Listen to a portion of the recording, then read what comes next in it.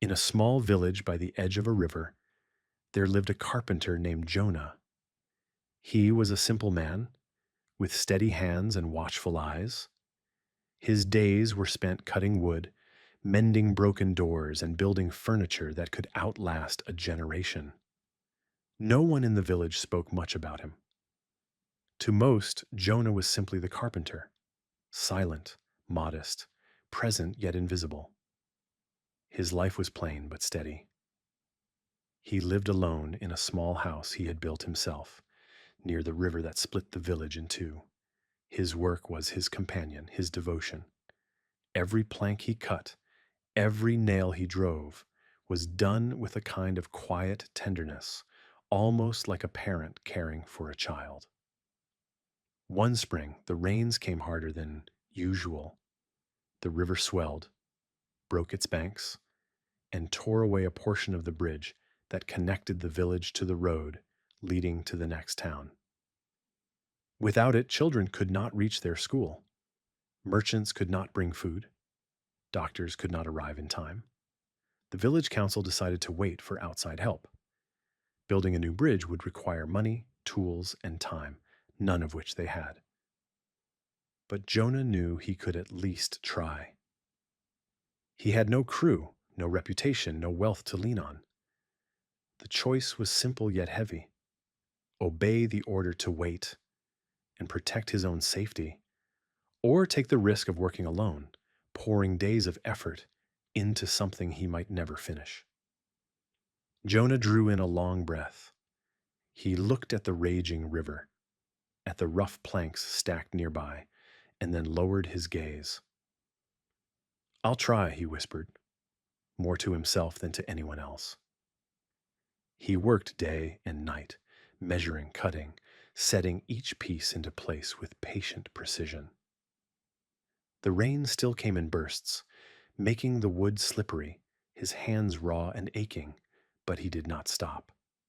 Villagers passed by, astonished. Some told him to give up. "It's impossible on your own," they called out. But Jonah only shook his head and kept going. He was not after recognition. He did not need anyone's approval.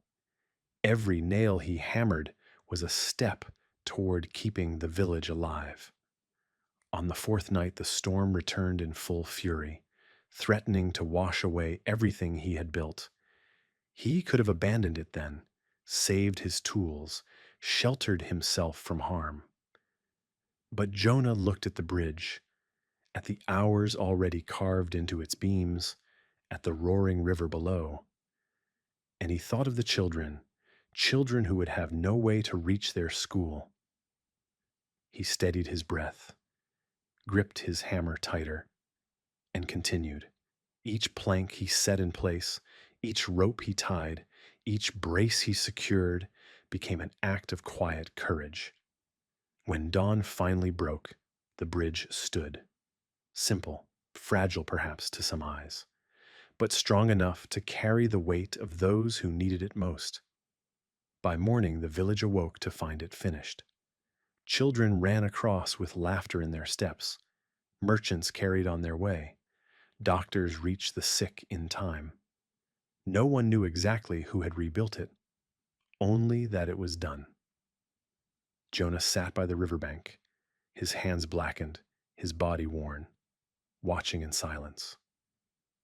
When a few villagers came to thank him, he offered only a small, shy smile, then returned to his daily work. He had never wanted applause. He did not need it. In the days that followed, the bridge came to be known as the Invisible Carpenter's Bridge. And though Jonah continued his quiet labor as before, something had changed. His silent example began to stir others. Young men started lending a hand with small repairs. Merchants tended their trade with more care. And slowly, the village began to thrive, carried forward by the unseen strength of a man who had never asked for recognition.